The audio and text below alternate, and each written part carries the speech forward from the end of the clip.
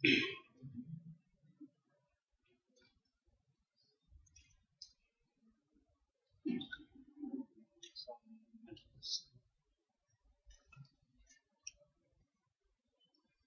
الله الرحمن الرحيم. الحمد لله رب العالمين، والصلاة والسلام على أشرف الأنبياء والمرسلين وعلى آله وأصحابه أجمعين ومن تبعهم بإحسان إلى يوم الدين. أما بعد. سورۃ المائدہ آیت نمبر 12 سے آج ہم شروع کرتے ہیں. اللہ رب العزت کا فرمان ہے: اعوذ باللہ من الشیطان الرجیم. وَلَقَدْ أَخَذَ اللَّهُ مِيثَاقَ بَنِي إِسْرَائِيلَ وبعثنا منهم 12 نقيبا وقال الله إني معكم لئن أقمتم الصلاة وآتيتم الزكاة وآمنتم برسلي وعزرتموهم وأقرضتم الله قرضا حسنا لأكفرن عنكم سيئاتكم ولأدخلنكم جنات تجري من تحتها الأنهار فمن كفر بعد ذلك منكم فقد ضل سواء السبيل.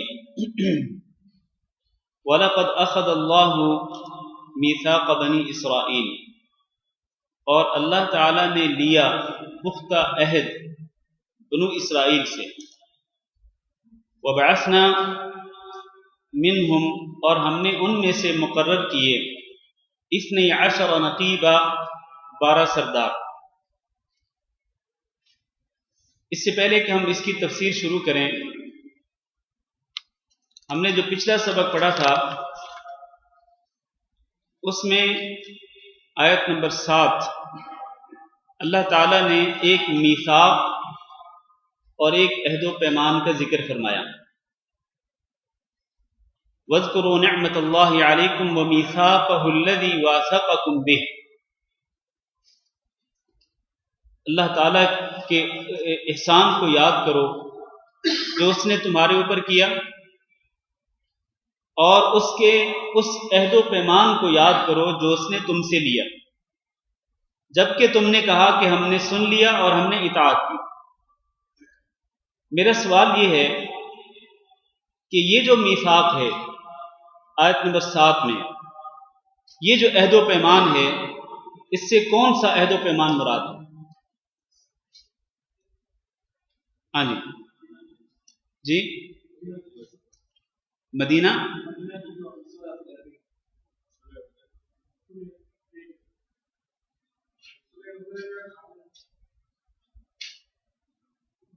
ہاں جی، کوئی اور صاحب بتلائیں. ابھی پچھلے جمعہ کو ہم نے پڑھا تھا، اور اس میثاق کی میں نے وضاحت کی تھی کہ وہ میثاق کون سا ہے.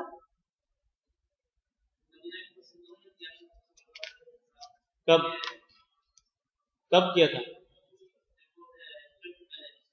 ہجرت سے پہلے. کہاں کیا تھا؟ مکہ میں. مکہ میں کس مقام پر؟ جس مقام کے ساتھ اس عہد اور اس بیعت کا نام مشہور ہے. بیعت رضوان تو وہ بیعت تھی جو صلح حدیبیہ کے موقع پر ہوئی تھی، اور یہ مکہ مکرمہ میں نہیں ہوئی تھی، یہ تو حدیبیہ کے مقام پر ہوئی تھی. ہاں جی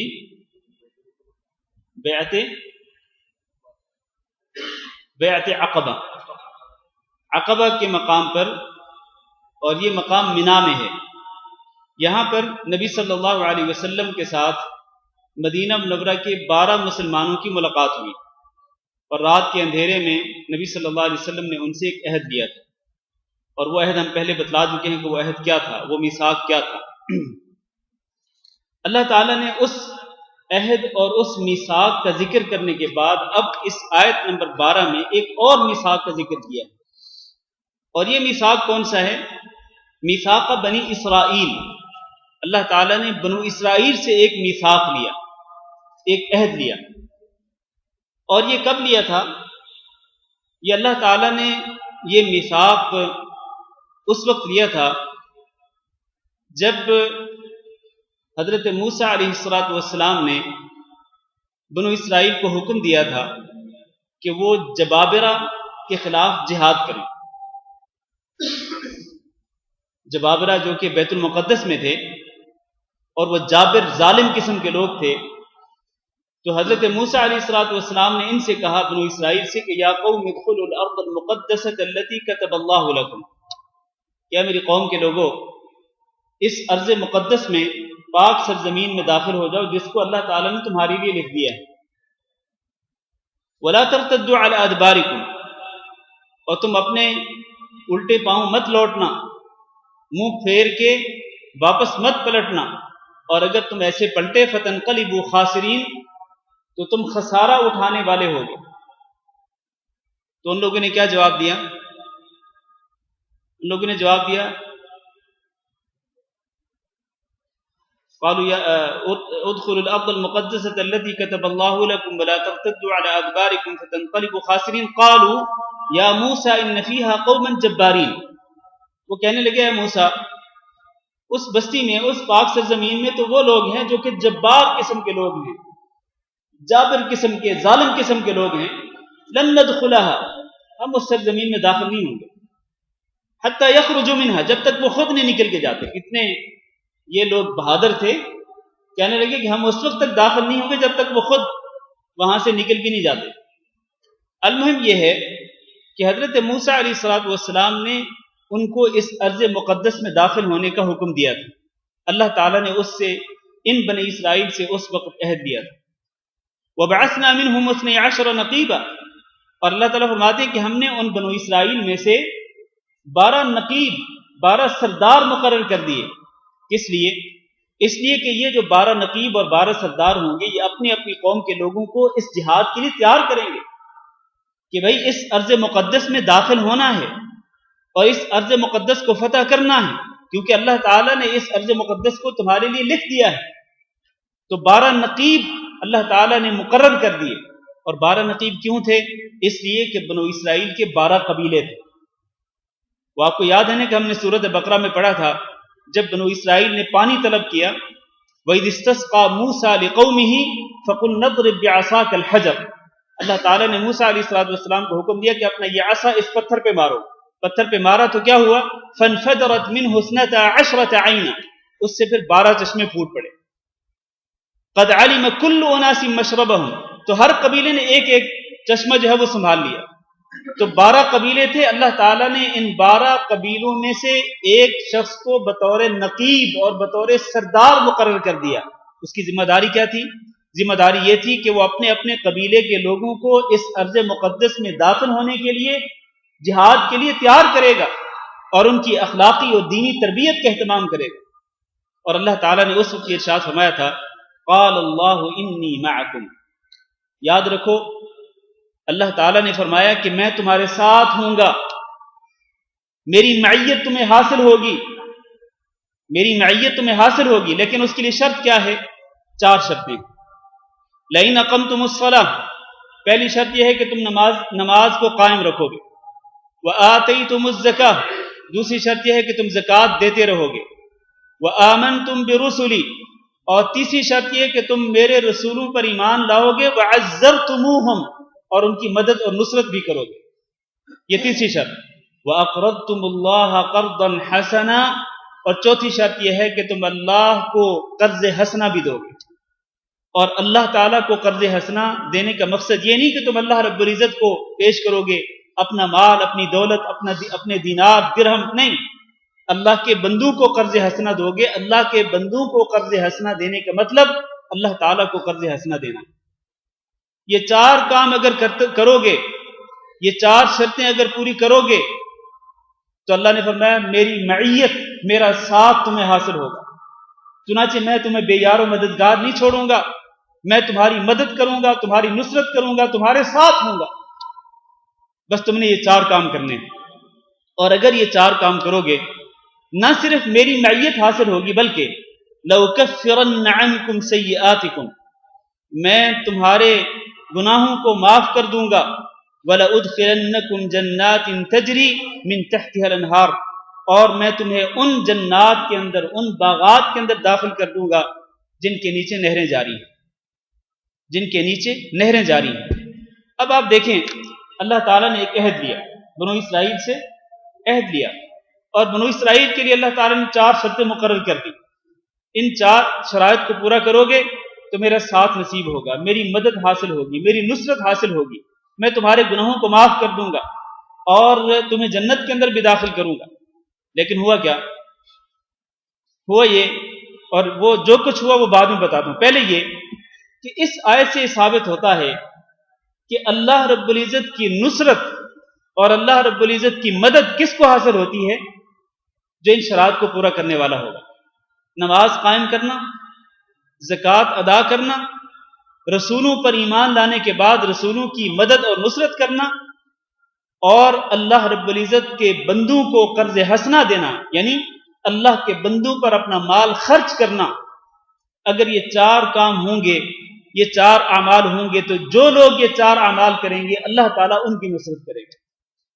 اور اس سے یہ بھی ثابت ہوتا ہے کہ اگر ہم آج کے دور کو دیکھیں، آج مسلمانوں کی جو حالت زار ہے، اگر مسلمانوں کے لیے اللہ تعالیٰ کی مدد اور اللہ تعالیٰ کی نصرت نازل نہیں ہو رہی تو اس کی وجہ کیا ہے؟ اس کی وجہ یہ ہے کہ ہم نے ان 4 شرائط کو پورا نہیں کیا۔ یہ 4 شرائط اور دیگر وہ شرائط جو اللہ تعالیٰ نے دیگر آیات کے اندر ذکر کی ہیں، اللہ تعالیٰ وہ شروط جو ہیں وہ ہم نے پوری نہیں کی، چنانچہ اس کی پاداش میں اللہ تعالیٰ نے اپنی مدد اور اپنی نصرت کے دروازے ہم سے بند کر دیے، اور آج کافر ہمارے اوپر غالب آ رہے ہیں، آج کافر مسلمانوں کو روند رہے ہیں اور ساری دنیا کے سامنے مسلمانوں کو روند رہے ہیں، مسلمانوں کو قتل کر رہے ہیں، مسلمانوں کو ان کے گھروں سے نکال رہے ہیں اور مسلمانوں کے گھروں کو تباہ و برباد کر رہے ہیں۔ یہ کس وجہ سے؟ یہ خود ہماری وجہ سے، اس کا سبب ہم خود ہیں۔ انتم الاعلون ان کنتم مؤمنین، یہ شرط اللہ تعالیٰ نے ایک اور آیت میں ذکر کی ہے کہ اللہ تعالیٰ تمہیں بلندی نصیب کرے گا، اللہ تعالیٰ تمہیں فتح و نصرت سے نوازے گا، شرط یہ ہے کہ تم سچے مومن ہو۔ وہ سچا ایمان ہمارے اندر نہیں رہا، بحیثیت قوم، وہ بحیثیت امت، بحیثیت ملت ہمارے اندر وہ سچا ایمان نہیں رہا۔ پلس یہ جو 4 شرطیں ہیں، نمازیں قائم کرنا، زکوٰۃ ادا کرنا، آج بہت سارے لوگ ہیں جو زکوٰۃ ادا نہیں کرتے، نمازوں میں غفلت کرتے ہیں، اور زکوٰۃ کی بجائے وہ کنجوسی اور بخل سے کام لیتے ہیں، اور رسولوں پر ایمان جو ہے وہ صرف زبان کی حد تک رہ گیا ہے، ورنہ رسول اکرم صلی اللہ علیہ وسلم پر سچا ایمان کس بات کا تقاضا کرتا ہے کہ آپ صلی اللہ علیہ وسلم کی سنتوں پر اور آپ صلی اللہ علیہ وسلم کی احادیث مبارکہ پر، آپ صلی اللہ علیہ وسلم کے ارشادات گرامی پر عمل کیا جائے۔ وہ عمل نہیں رہا۔ ہم پیسہ سنبھال کے رکھتے ہیں، پیسے کو خرچ نہیں کرتے ہیں۔ تو یہ جو شرائط ہیں فتح و نصرت کی اللہ تعالیٰ نے جو ذکر کی ہیں، ہم نے ان شرائط کو پورا نہیں کیا، اللہ تعالیٰ نے اپنی نصرت کو اور اپنی مدد کو روک لیا ہے۔ اس کے بعد اللہ نے فرمایا فمن کفر بعد ذلک منکم، تم میں سے جو شخص انکار کرے گا اس کے بعد، یعنی اللہ کی ذکر کی ہوئی یہ شرطیں پوری نہیں کرے گا اور اللہ سے کیے ہوئے عہد کو توڑ دے گا، فقد ضل سواء السبیل، تو وہ سیدھے راستے سے بھٹک جائے گا۔ چنانچہ ہوا کیا پھر؟ اس عہد اور اس میثاق کے بعد ہوا کیا؟ اللہ فرماتے ہیں فَبِمَا نَقْضِهِمْ مِيثَاقَهُمْ، انہوں نے اس میثاق کو توڑ دیا، اس میثاق کو پاش کر دیا۔ کس طرح؟ اس طرح کہ نہ انہوں نے نمازوں کی پرواہ کی، نہ انہوں نے زکوٰۃ دی بنو اسرائیل میں، بلکہ زکوٰۃ دینے کی بجائے انہوں نے بخل اور کنجوسی سے کام لیا۔ تیسرا، بلکہ زکوٰۃ دینے کی بجائے انہوں نے سودی لین دین کرنا شروع کر دیا۔ اللہ نے زکوٰۃ کا حکم دیا، انہوں نے زکوٰۃ کو روکا اور زکوٰۃ کی جگہ پہ انہوں نے سودی لین دین شروع کر دیے۔ وَآمَنْتُمْ بِرُسُلِي، اور تیسری جو شرط ہے، ان بنو اسرائیل نے رسولوں پر ایمان لا کر ان کی مدد اور نصرت کرنے کی بجائے کیا کیا؟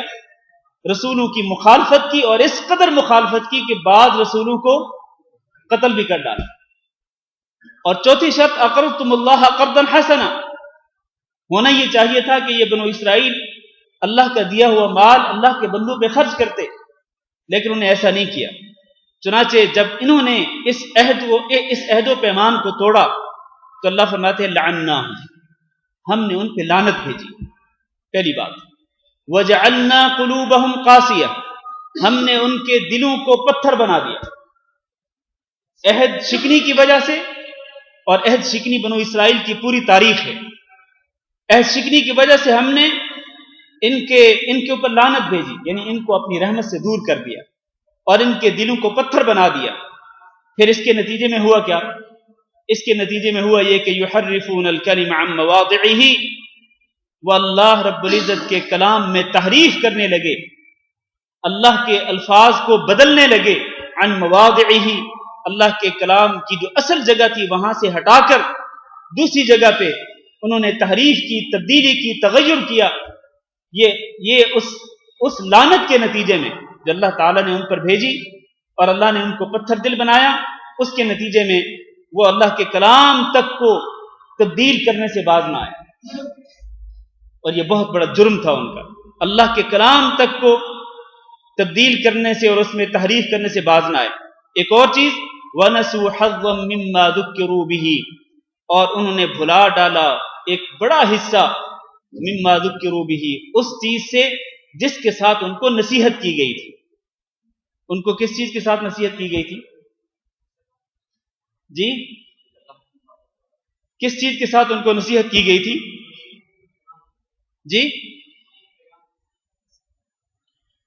ہمیں کس چیز کے ساتھ نصیحت کی گئی ہے؟ بالکل یہی نصیحت ان کو کی گئی تھی۔ کس چیز کے ساتھ؟ تورات کے ساتھ۔ تو جو تورات اللہ تعالیٰ نے ان کو دی تھی، ان کی نصیحت کے لیے انہوں نے کیا کیا؟ اس کا بہت بڑا حصہ بھلا ڈالا، بہت بڑا حصہ بھلا ڈالا، اس کو پسے پشت ڈال دیا، اللہ کے کلام میں تحریف کی، اور اللہ نے جس کلام کو ان کی نصیحت کے لیے اتارا تھا اس کا بہت بڑا حصہ بھلا ڈالا۔ یہ سب کچھ کس نتیجے میں تھا؟ اس نتیجے میں کہ انہوں نے اللہ سے کیا ہوا عہد توڑ ڈالا، عہد شکنی کی، اللہ نے ان پہ لعنت بھیجی اور ان کے دلوں کو پتھر بنا دیا، پھر انہوں نے اللہ کے کلام کو تبدیل کر ڈالا اور اسی طرح اللہ رب العزت کے کلام کو بھلا ڈالا۔ اس کے بعد فرمایا وَلَا تَزَالُ تَطَّلِعُ عَلَىٰ خَائِنَةٍ مِّنْهُمْ، اور آپ برابر مطلع ہوتے رہیں گے ان کی کسی نہ کسی خیانت پر۔ یہ قوم ہی ایسی ہے، بنو اسرائیل، یہ یہودی، یہ لوگ ہی ایسے ہیں، یہ ہمیشہ خیانت کرتے ہیں۔ آپ صلی اللہ علیہ وسلم کو آگاہ کیا جا رہا ہے کہ یہ جو مدینہ کے اندر یہودی ہیں، آپ ان کی کسی نہ کسی خیانت پر ہر آئے روز مطلع ہوتے رہیں گے۔ آپ کو پتہ چلتا رہے گا کہ آج یہودیوں نے یہ خیانت کی، آج یہودیوں نے یہ خیانت کی ہے، تو یہ خیانت کرنے سے باز نہیں آئیں گے، یہ تو ان کی پوری تاریخ ہے۔ ہاں الا قلیلا منہم، ان میں سے کچھ لوگ ایسے ہیں کہ جو خیانت نہیں کرتے، اور کچھ لوگ ایسے ہیں جو آپ پر ایمان لا چکے ہیں، اور ان میں سے ایک قابل ذکر نام عبداللہ بن سلام رضی اللہ تعالیٰ عنہ، جو ایک یہودی عالم تھے، اور اس کے بعد انہوں نے اسلام قبول کر لیا تھا، تورات کے عالم تھے، بعد میں قرآن کے عالم بنے۔ تو اللہ تعالیٰ یہ جو عبداللہ بن سلام اور ان کے ساتھ جو چند گنتی کے لوگ تھے جنہوں نے یہودیوں میں سے اسلام قبول کیا تھا، اللہ فرماتے ہیں یہ جو کم لوگ ہیں ان کو چھوڑ کر باقی جو یہودی ہیں ان کی کسی نہ کسی خیانت پر آپ ہمیشہ مطلع ہوتے رہیں گے، آپ کو پتہ چلتا رہے گا کہ آج انہوں نے یہ خیانت کی، آج انہوں نے یہ خیانت کی۔ چلیں، یہ تو ان کی تاریخ ہوئی، عہد شکنی، خیانت، بد عہدی۔ اب آپ کا ان کے ساتھ رد عمل کیا ہونا چاہیے، یا ان کے ساتھ آپ کا برتاؤ کیا ہونا چاہیے؟ اللہ نے فرمایا فاعف عنہم واصفح، آپ ان سے درگزر کریں اور ان کو معاف کر دیں۔ ایسا نہیں ہونا چاہیے کہ اگر آئے روز آپ کو ان کی خیانت کا پتہ چلتا رہے تو آپ دل ہی دل میں گھٹنا شروع کر دیں، آپ کا دل گھٹنا شروع کر دے اور آپ تنگی محسوس کرنے لگیں کہ یہ کون لوگ ہیں جو ہمیشہ خیانت کرتے ہیں۔ نہیں، ایسا نہیں، چھوڑیں ان کو، ان سے صرف نظر کریں، صرف نظر کریں، ان کو درگزر کر دیں، ان کو معاف کر دیں۔ ان اللہ یحب المحسنین، بے شک اللہ تعالیٰ احسان کرنے والوں سے محبت کرتا ہے، احسان کرنے والوں کو اللہ تعالیٰ پسند کرتا ہے، لہذا آپ ان کو ان کے حال پہ چھوڑ دیں، اللہ تعالیٰ ہی ان سے بدلہ لے گا، ان کی عہد شکنی کا بھی اور ان کی خیانتوں کا بھی اللہ تعالیٰ ان سے انتقام لے گا۔ آپ ان کی وجہ سے خواہ اپنے آپ کو پریشانی میں، ٹینشن میں نہ ڈالیں، اور خواہ ان کی وجہ سے پریشان نہ رہیں، بلکہ آپ ان کے معاملے کو اللہ رب العزت پر چھوڑ دیں۔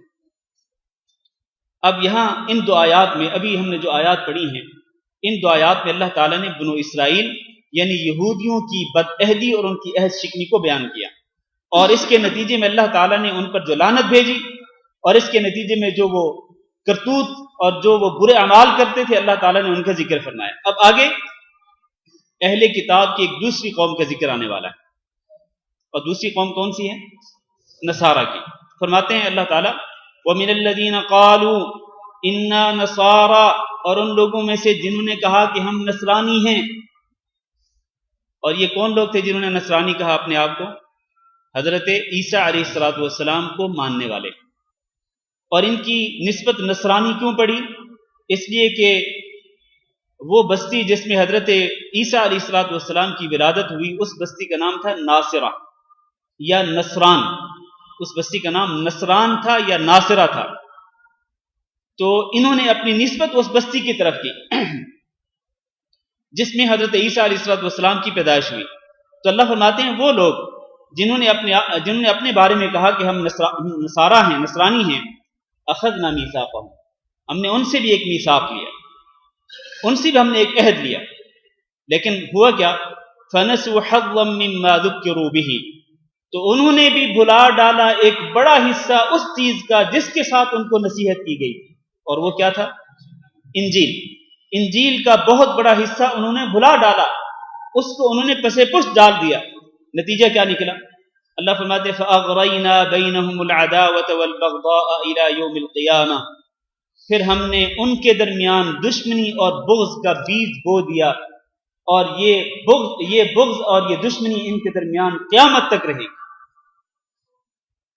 ان کے دلوں کے اندر نفرت ہو گئی، نفرت پیدا ہو گئی، ان کے دلوں کے اندر بغض پیدا ہو گیا، ایک دوسرے کے خلاف دشمنی کے جذبات پیدا ہو گئے۔ اغرینا بینہم، آپس میں، ان کے آپس میں بغض اور نفرت اور دشمنی کے جذبات پیدا ہو گئے، اور یہ گروہوں میں بٹ گئے۔ نصارہ کے اندر آج بھی، اس دور کے اندر بھی بے شمار گروہ ہیں، بے شمار فرقے ہیں ان لوگوں کے، اور ہر ایک نے اپنی اپنی الگ الگ انجیل بنا رکھی، الگ الگ انجیل کو مانتے ہیں۔ تو یہ کس چیز کا نتیجہ ہے؟ ان کی یہ فرقہ واریت، ان کی یہ گروہ بندی، ان کی یہ دشمنیاں، ان کی یہ آپس میں بغض رکھنا، یہ کس کے نتیجے میں ہے؟ کہ انہوں نے اللہ رب العزت کی کتاب انجیل کا بہت بڑا حصہ بھلا ڈالا، اس کے نتیجے میں ان کے درمیان بغض اور دشمنی کے بیج کو بو دیا گیا، اور ان کے درمیان دشمنی پیدا ہو گئی۔ اس سے کیا ثابت ہوتا ہے؟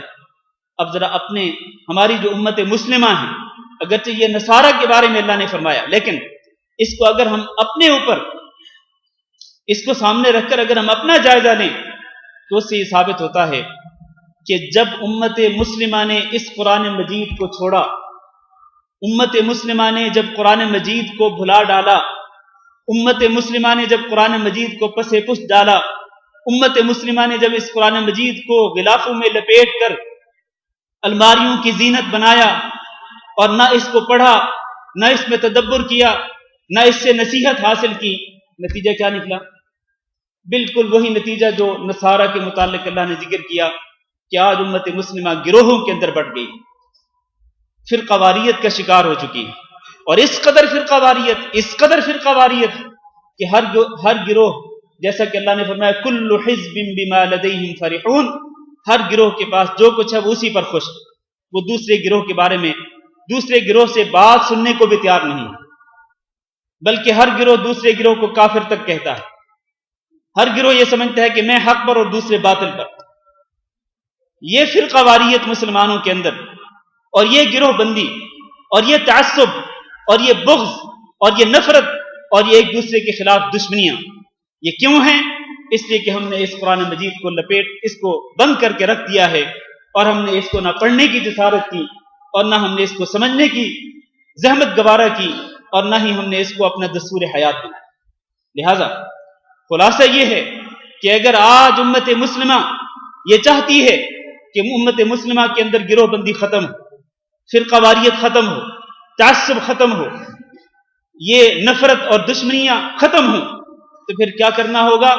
امت مسلمہ کو کتاب اللہ کی طرف رجوع کرنا ہوگا، صدق کے دل کے ساتھ اس کتاب اللہ کو اپنے سینے سے لگانا ہوگا، اس کو پڑھنا ہوگا، اس کا مطالعہ کرنا ہوگا، اس کی تفسیر پڑھنی ہوگی اور اس کو اپنا دستور حیات بنانا ہوگا، تب جا کے یہ امت ایک امت بن سکتی ہے، اور تب جا کے اس امت کے درمیان یہ جو دشمنی اور یہ جو نفرتیں اور یہ جو قدورتیں ہیں، تب جا کے یہ سب کچھ ختم ہو سکتا ہے۔ ورنہ جب تک یہ امت کتاب اللہ سے دور ہے، یہ امت اسی طرح فرقہ واریت کے شکار رہے گی۔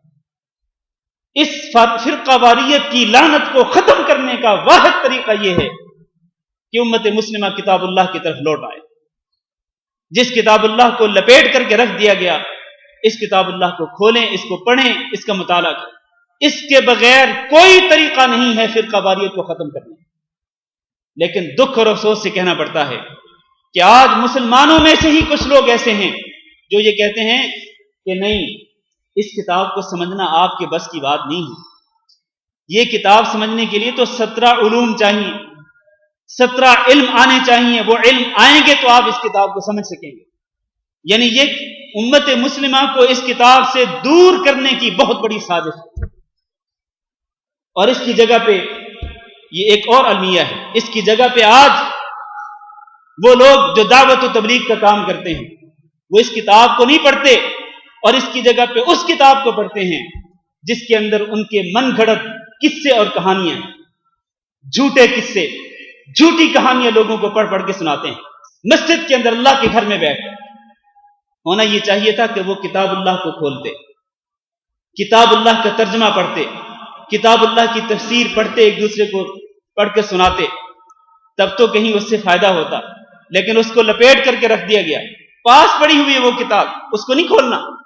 کھولنا ہے تو اس کتاب کو کھولنا ہے جس کے اندر جھوٹے قصے کہانیاں ہیں۔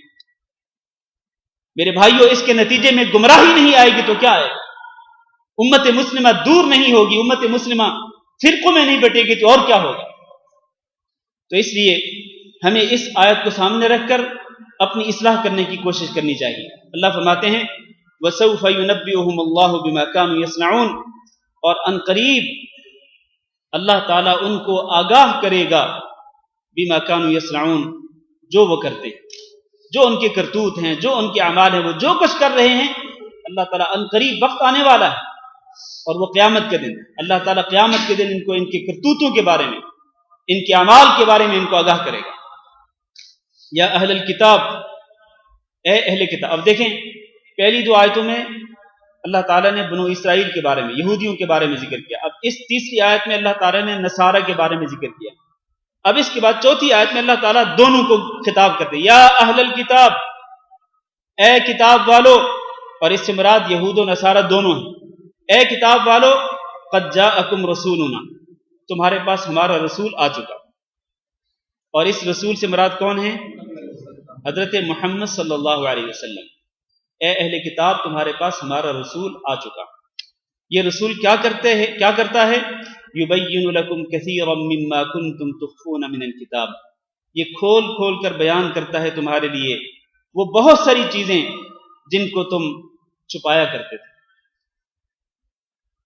تورات اور انجیل میں سے جن جن چیزوں کو تم چھپایا کرتے تھے نا، ان میں سے بہت ساری چیزوں کو یہ نبی کھول کھول کر بیان کر رہا ہے۔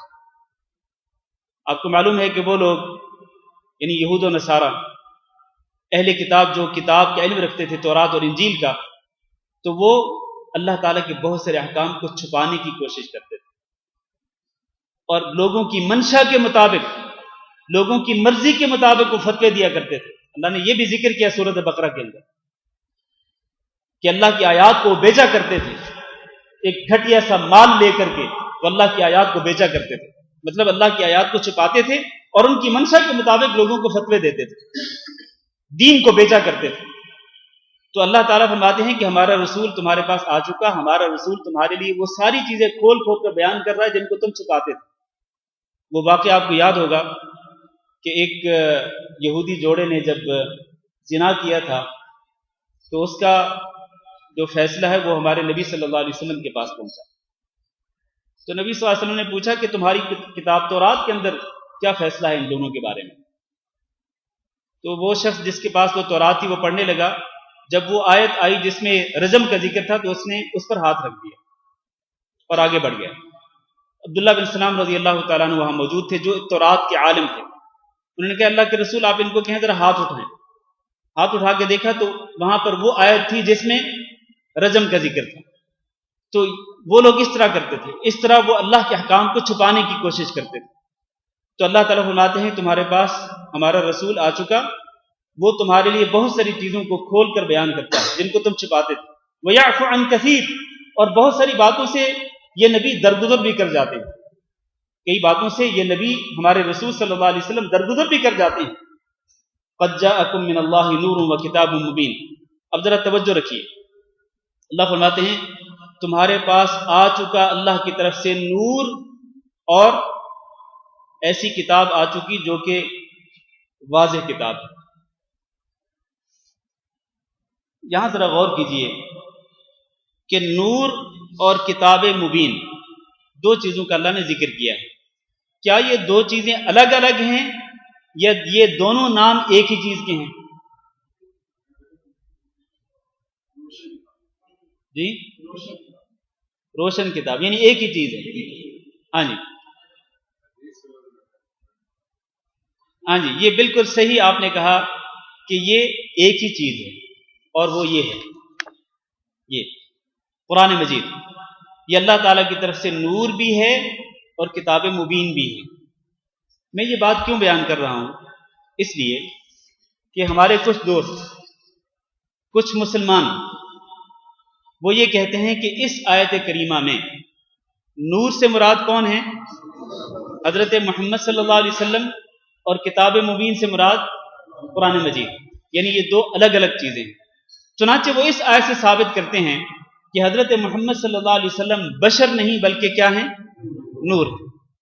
اور یہ بالکل غلط ہے، یہ بالکل غلط ہے. اس کے غلط ہونے کی دلیل کیا ہے؟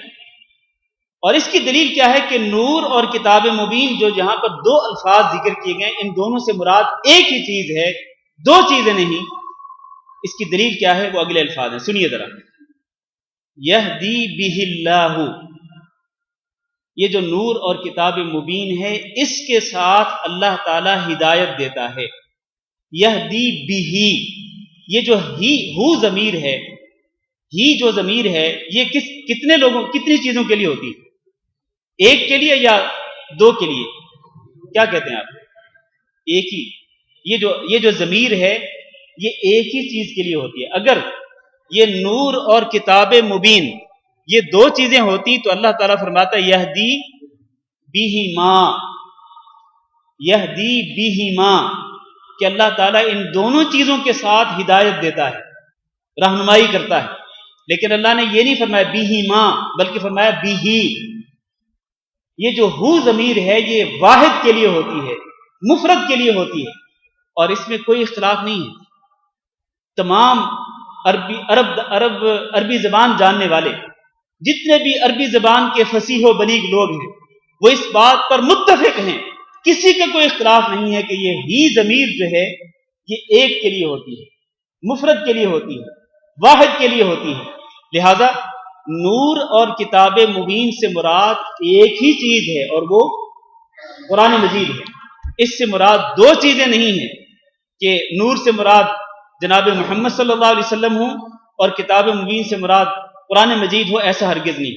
ایک تو یہ دلیل ہے. دوسری دلیل یہ ہے کہ جو لوگ یہ کہتے ہیں کہ حضرت محمد صلی اللہ علیہ وسلم نور ہیں اور بشر نہیں ہیں تو در حقیقت وہ قرآن مجید کو جھٹلاتے ہیں، قرآن مجید کو واضح طور پر جھٹلاتے ہیں. کیونکہ اللہ تعالیٰ نے تو قرآن مجید کے اندر واضح طور پر ارشاد فرمایا، اپنے نبی صلی اللہ علیہ وسلم کی زبانی کہلوایا کہ آپ کہیں ان کو کہ انما انا بشر مثلکم، کہ میں ایک بشر ہوں، ایک انسان ہوں تمہاری طرح، لیکن میری خصوصیت کیا ہے، اللہ کا میرے اوپر فضل کیا ہے کہ یوحا الیہ، میرے اوپر اللہ کی وحی نازل ہوتی ہے. میں اللہ کا نبی ہوں، میں کوئی عام انسان نہیں ہوں، میں اللہ کا نبی ہوں، اللہ کا رسول ہوں، لیکن جنس کے لحاظ سے میں ایک انسان ہوں، میں فرشتہ نہیں ہوں، میں نور سے پیدا نہیں کیا گیا ہوں. اور یہاں سے آپ دیکھیں قرآن مجید کے اندر تو اللہ تعالیٰ نے واضح طور پر ارشاد فرما دیا. تو پھر آپ اس بات پر بھی غور کریں کہ مکہ کے جو کافر تھے وہ لوگ نبی صلی اللہ علیہ وسلم پر یہی اعتراض کیا کرتے تھے. کیا کہتے تھے؟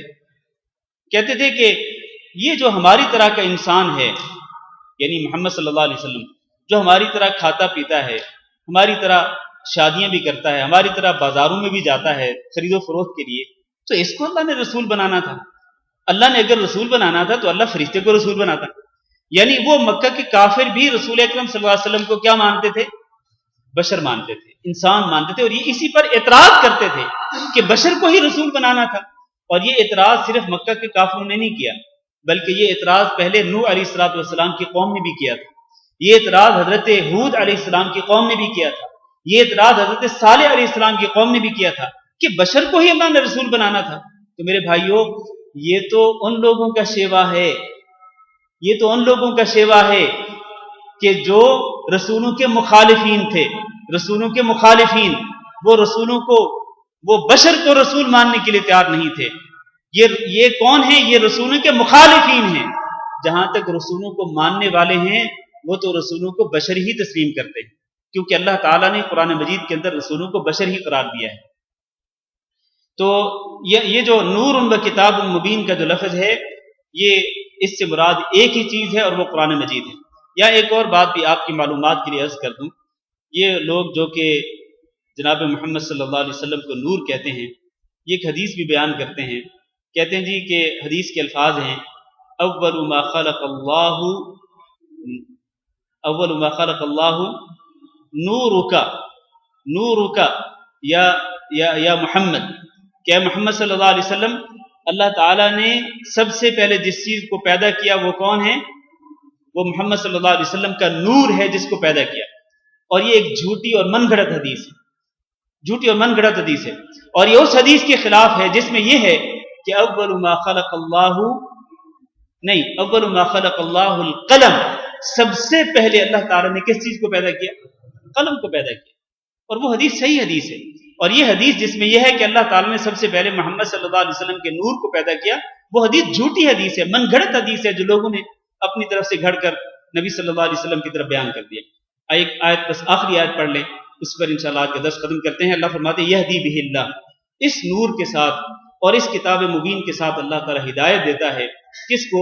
من اتبع رضوانہ، اس کو جو کہ اللہ کی رضا کا طلبگار ہو۔ کس کی طرف ہدایت دیتا ہے؟ سبل السلام، سلامتی کے راستوں کی طرف ہدایت دیتا ہے۔ وَيُخْرِجُهُم مِّنَ الظُّلُمَاتِ، اور اللہ تعالیٰ ان کو نکالتا ہے اندھیروں سے، الی النور، روشنی کی طرف، نور کی طرف لے کے جاتا ہے، بِإِذْنِهِ، اپنے حکم کے ساتھ، وَيَهْدِيهِمْ إِلَىٰ صِرَاطٍ مُسْتَقِيمٍ، اور اللہ تعالیٰ ان کو ہدایت دیتا ہے صراط مستقیم کی طرف، اس سیدھے راستے کی طرف کہ جو ان کو جنت کی طرف پہنچانے والا ہے۔ تو اس سے ثابت یہ ہوتا ہے کہ یہ جو قرآن مجید ہے، یہ در حقیقت اللہ تعالیٰ نے نازل فرمایا ہے رہنمائی کے لیے، کہ اس کے ذریعے آپ رہنمائی حاصل کریں، اس کے ذریعے اللہ تعالیٰ ہدایت دیتا ہے سلامتی کے راستوں کی طرف، اور اس کے ذریعے اللہ تعالیٰ اندھیروں سے نکالتا ہے اور روشنی دکھلاتا ہے۔ تو آج بھی امت مسلمہ اگر اندھیروں سے نکل کر روشنی کی طرف جانا چاہتی ہو تو اس کو یہی کتاب اللہ جو ہے، جو اللہ کا کلام ہے، اس کی طرف رجوع کرنا ہوگا، اسی کو پڑھنا ہوگا، اسی کا مطالعہ کرنا ہوگا، اسی کو دستور حیات بنانا ہوگا، تبھی آج امت مسلمہ اندھیروں سے نکل کر روشنی کی طرف آ سکتی ہے، اور تبھی امت مسلمہ صراط مستقیم پہ گامزن ہو سکتی ہے۔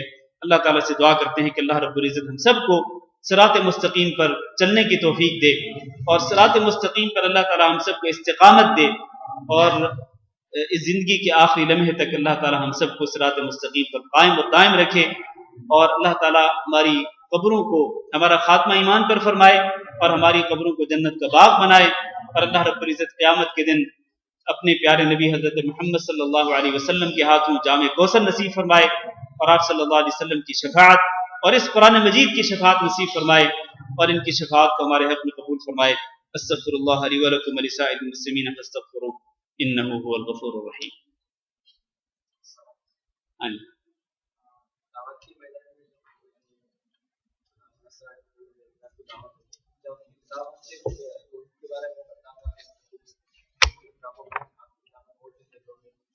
جی بالکل، یہود و نصارہ کو تورات اور انجیل کا حوالہ دے کر اسلام کی طرف دعوت دی جا سکتی ہے، اور اللہ کی توحید کو ثابت کیا جا سکتا ہے تورات اور انجیل کا حوالہ دے کر، کیونکہ تورات اور انجیل میں اللہ کی توحید ہی ہے اور اللہ کا سچا کلام ہے، سوائے اس کے کہ جس کو انہوں نے تبدیل کیا ہے۔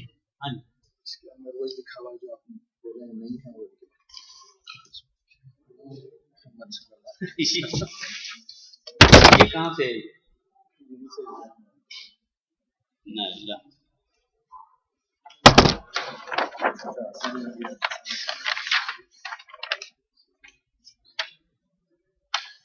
یہ سوریہ کا چھپا ہوا ہے سوریہ اور سوریہ میں آپ جانتے ہیں کون لوگ تو ترجمے میں تو وہ کچھ نہیں کر سکتے لیکن تفسیر میں گڑبڑ کر سکتے ہیں اور بالکل یہی جو تفسیر ہے نا یہ احمد رضا خان بریلوی جو ہیں جن کی طرف بریلوی لوگ اپنی نسبت کرتے ہیں انہوں نے بھی اپنے ترجمہ قرآن میں ان کی جو تفسیر کی کتاب ہے انہوں نے بھی اس میں نور سے مراد یہی لیا ہے کہ نور سے مراد حضرت محمد صلی اللہ علیہ وسلم ہے اور کتاب مبین سے مراد قرآن مجید.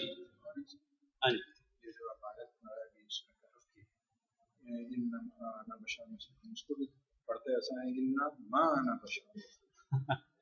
یہ جو آیت کے الفاظ جو ہیں تو اس کے معنی کو تبدیل کرنے کی کوشش کرتے ہیں اور یہ قرآن مجید کی معنوی تحریف ہے.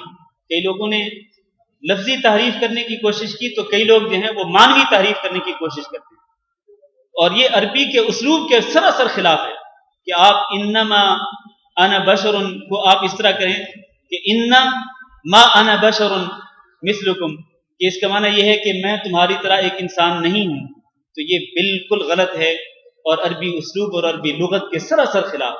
انما ایک الگ لفظ ہے, انا بشر مثلکم یہ ایک الگ جملہ ہے, تو اس کو اس طرح اکٹھا کر کے اس کا معنی تبدیل کرنا جو ہے یہ بالکل درست نہیں ہے. ہمارے ایک ساتھی ہیں ظفر بھائی, ان کی والدہ کی طبیعت بہت خراب ہے تو انہوں نے دعا کی درخواست کی ہے. جتنے بھی اچھا نہیں والدہ لکھا ہوا اچھا والد ہا کو مٹایا ہوا ہے تو ان کے والد کی طبیعت خراب ہے, دعا کرتے ہیں اللہ تعالیٰ ان کو شفاء کاملہ نصیب فرمائے اور اسی طرح جتنے بھی بیمار ہیں ہمارے بھائیوں میں سے ہماری بہنوں میں سے اور ہم میں سے اللہ تعالیٰ ہم سب کو صحت اور عافیت دے اور تمام بیماروں کو شفاء کاملہ نصیب فرمائے اور جتنے حضرات فوت ہو چکے ہیں اللہ تعالیٰ سب کی مغفرت فرمائے. جزاکم اللہ خیر.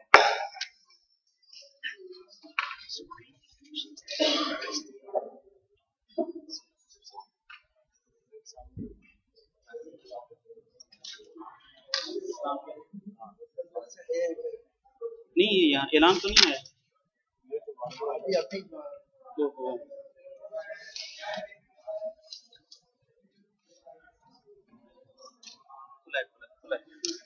میرے بھائیوں, ایک ضروری اعلان, انشاءاللہ کل مسجد حیا ابراہیم میں عشاء کی نماز کے بعد درس ہوگا جو کہ شیخ فیض اللہ صاحب دیتے ہیں, تو آپ ضرور تشریف لائیں.